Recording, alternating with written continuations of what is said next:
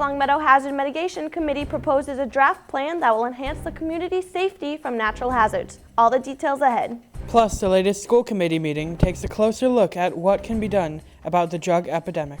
Also coming up, we cover the latest town meetings, find out why the old fire station is still up for discussion. And later, students take part in Anti-Bullying Week. ELCAT covers a special presentation. The highlights ahead. Plus, our weekly segment, Library Learning, new events coming your way. Those stories and much more ahead on ELCAT News Update.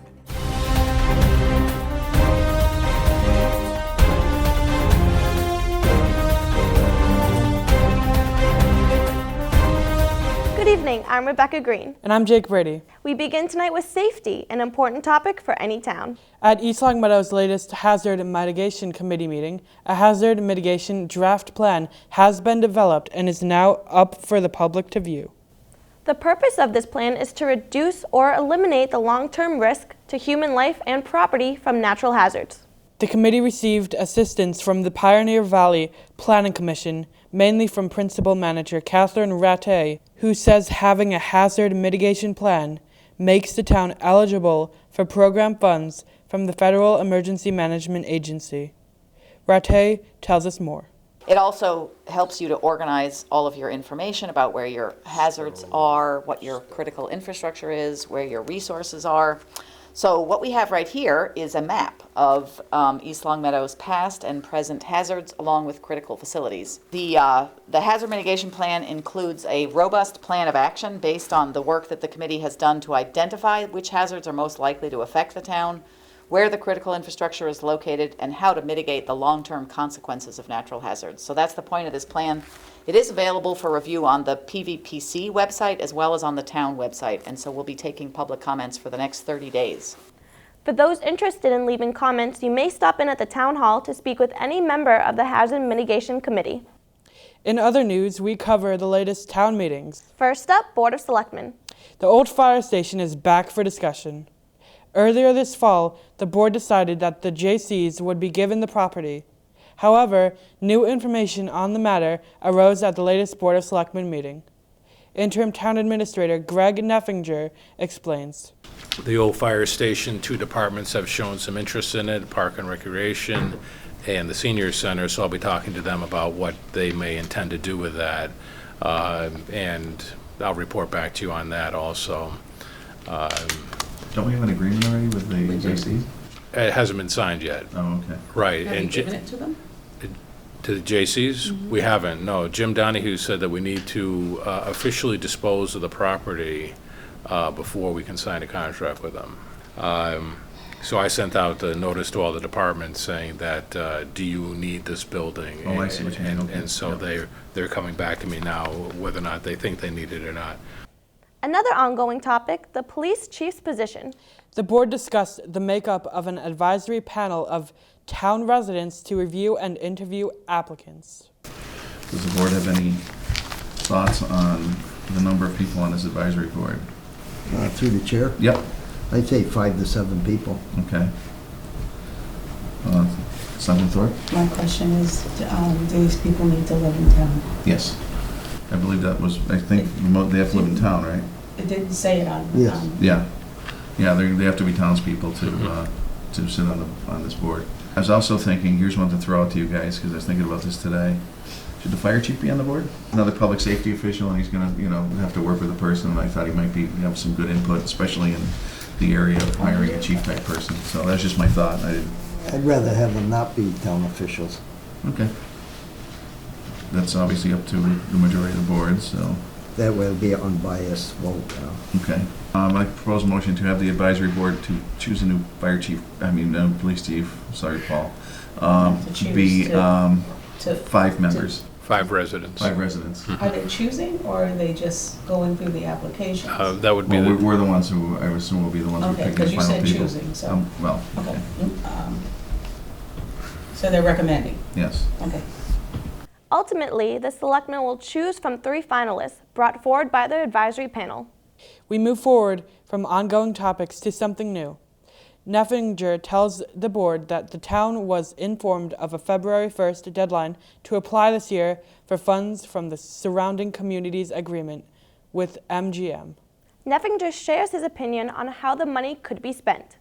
Something new that came up was that I was notified that the surrounding communities agreement, if we're interested in trying to pursue those from the MGM Casino, we have by February 1st to apply for that. Talking around to some department heads, they were saying that they thought that the Rotary right in front of the town hall, which has 3 roads that come to the Rotary from Connecticut, that we may have some impact, and it might be good to apply for the $100,000 in order to just to study the Rotary and see how it might be impacted. So just letting you know, I'd like to pursue that. The surrounding communities agreement provides that the town could also wait and apply next year for the same funding. We'll keep you posted when more information becomes available. Moving on to another meeting, we have an update on when the final charter will be available, outlining a different form of town government. At the Charter Commission's latest meeting, committee members went through a final review of the charter itself. Just to make it agree with the school committee composition, I would suggest we put in the first line, the legislative body of the town shall be a town council consisting of 7 members. Because the next paragraph says 7 council members shall be nominated and elected at large. Okay. Do you need Wait, him to? okay, Okay, so- are we gonna, Yeah, you guys draft. gonna vote on that? So, okay, Yes. and then I'll just It make should sure I read, get the it. legislative body of the town shall be a town council consisting of 7 members who, and then the rest of the sentence is fine. Within 60 days following the date of the notice, the petition shall be returned and filed with the town clerk, signed by qualified voters of the town to a minimum of an additional 50 voters who are not voters who signed the initial petition. Cumbersome. Cumbersome. What my suggestion is after the word clerk, we replace the remainder of the sentence and insert town clerk, comma, signed by a minimum of 50 additional voters who did not sign the original petition. So moved. Second. Discussion? Hearing none. All in favor, please say aye. Aye. Any opposed, say no. Motion carries. Upon date of taking effect of this charter, on April 13th, the Board of Selectmen shall continue to exercise the executive functions of the town until abolished, provided that the Board of Selectmen shall neither create nor eliminate any position, neither hire nor terminate any employee or appointed official, nor execute any or extend any employment contract during the transition, except for matters not admitting of delay. I'll second that. Discussion. That was a motion, just make that clear. You're thinking? Yeah, I'm just thinking what's happening right now. Exactly. Yeah. That's- And how does one handle that? Discussion in relation to Okay. it. If I remember right, in our discussion last week, Marilyn had concerns with regards to keeping the Board of Selectmen when the charter was in place. It wasn't when the charter was in place, it was when we transitioned to a new form of government. We couldn't have both Okay. the Board of Right. Selectmen Okay. and the town council. That's on why, Well, we've that's why the already- specific I date just wanted and to when double abolished, check. right. I'm good with that. Just for the sake of, kind of cleaning this up here, since we're calling this interim executive, it would just be my suggestion that we move the abolishment of the selectmen up into this paragraph, maybe to begin this make it one. paragraph. Okay. And then have the next paragraph be about the Board of Health, if that makes sense to people. So starting Okay. it with the Board of Yes. Selectmen. So it's and then more going clean. on. Exactly. Selectmen's with selectmen, We're Board of gonna- Health is with We're gonna Board of abolish Health. them first Alright. and then. Okay. So we have a motion, we have a second. Are we finished with discussion? Hearing no further discussion, all in favor? Aye. Any opposed? Motion carries. The structure of the charter remains the same from when it was presented at the public hearing earlier this month. If the final version is approved by the Attorney General's office, then copies will be sent to East Longmeadow residents, and most importantly, will appear on the April 12th election ballot for voters. Submission of the final report, including these explanations and comments to the Board of Selectmen at least 2 months before the election. In addition, submission of the final report to those 2 places, the AG and the Department of Housing and Community Development. Then, once the Board of Selectmen has that submission, they have to order that it be put on the ballot. And then a copy of the ballot question and summary shall be filed with the city or town clerk no later than 35 days before the election, so it needs to go to the clerk. And I also sent to Dawn how the question will read, and the question will read, shall this town approve the new charter recommended by the Charter Commission summarized below, then have a yes or no box, and then there'll be a brief summary of the basic provisions, which will include the composition and mode of selection of the legislative and executive branches in the school committee. So just a basic paragraph below there. And then at least 2 weeks before the election, the Board of Selectmen shall have the final report of the Charter Commission printed, and a copy be distributed to each residence of one or more registered voters, and also copies with the clerk. Next up, school committee. The committee takes a closer look at what can be done to help eliminate the serious opioid and drug overdose issue. East Longmeadow's district nursing supervisor, Kelly Lombard, shares her knowledge on the subject. Today I want to present a protocol for the administration of Narcan in East Longmeadow Public School health rooms. So I think you all have a copy of the protocol, which was actually signed by our school physician, Dr. Greer Clark, on January 11th. And it is strongly recommended that school nurses have access to Narcan medication in the school setting to ensure its immediate availability to students, staff, and building visitors.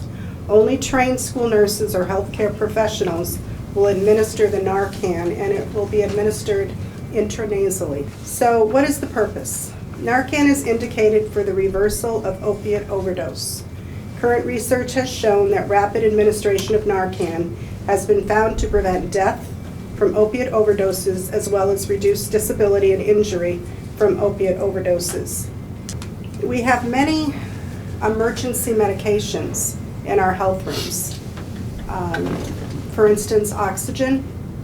We have oxygen in case somebody has trouble breathing. We have stock EpiPens for people that have a known allergy or an unknown.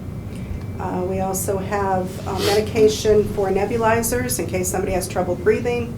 So this is just another medication that is, added to our emergency response plan for nurses to use in the event that somebody has an overdose. Is it not probable that someone would have a negative effect?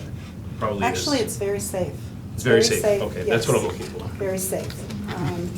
And actually, if you look at the dose, 2 milligrams can be given to somebody over 44 pounds or over the age of 5 years of age. And it's, like I said, it's just in the nostrils. So what it's going to do is restore breathing, because the opiate attaches to the receptor in the brain, and then it blocks respirations. So when you give the Narcan, it knocks the opiate off the receptor and resumes breathing. I just think it's a great tool for us because there is an epidemic, and it's something that can be easily done. I move that we approve the East Longmeadow Public Schools School Health Services standing orders for emergency administration of naloxone. Or Narcan? Or Narcan. It's easier to say. I have a motion, I have a second? I'll second. Second, thank you. Any further discussion? All those in favor, please say yes. Yes. Anybody opposed? Mr. Saletti, we are unanimous again. Thank you again, Mr. Thank you Bomber. very much. Like the school committee, Mountain View teachers and students are also working to decrease a problematic issue, but one that is appropriate for young students. Mountain View took part in Anti-Bullying Week. Students participated in numerous activities to spread awareness and learn how to stop bullying. Fourth grader Emerson Pelletier fills us in. Anti-bullying is not bullying other people, even when you feel like you want to, and sticking up for people when they are getting bullied.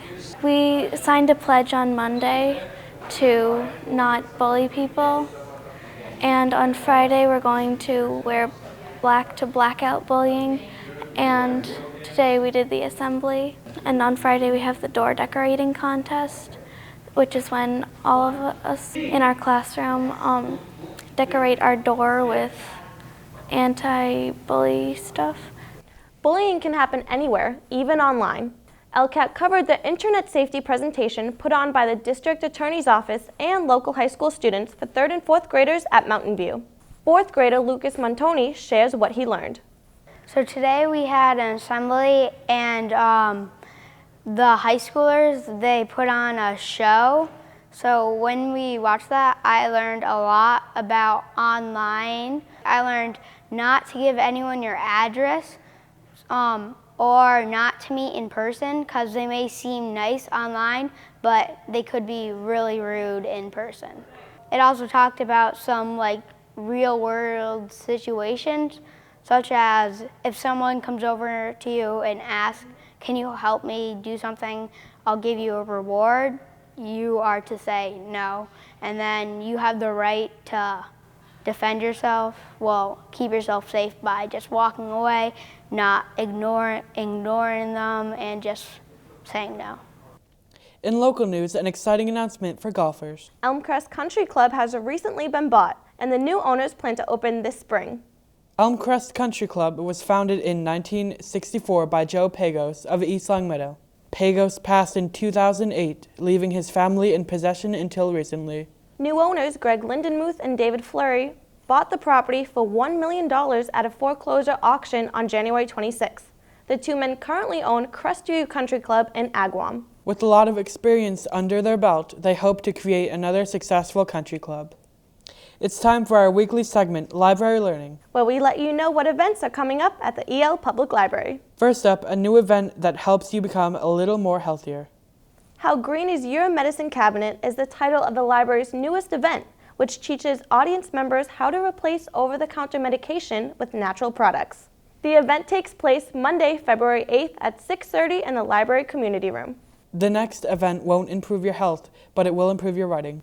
The Writers Group Workshop is open to all writers at all levels. Drop in to learn the necessary writing skills from Associate Director of Amherst Writers and Artists, Emily Savin.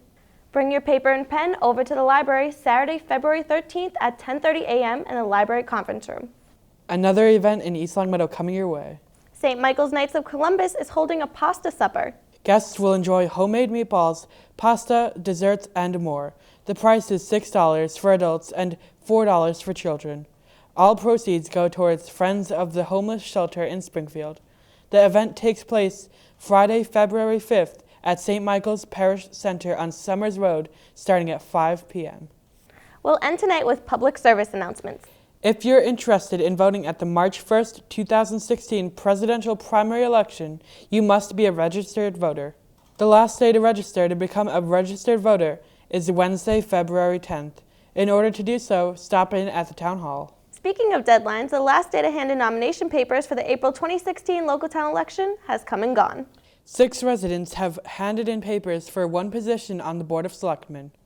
The names that will appear on the ballot are Bruce Fenney, Angela Thorpe, Will Arment, Kevin Manley, Anthony Gentile, and Joe Townsend. Lastly, 2016 dog licenses are now available at the town hall.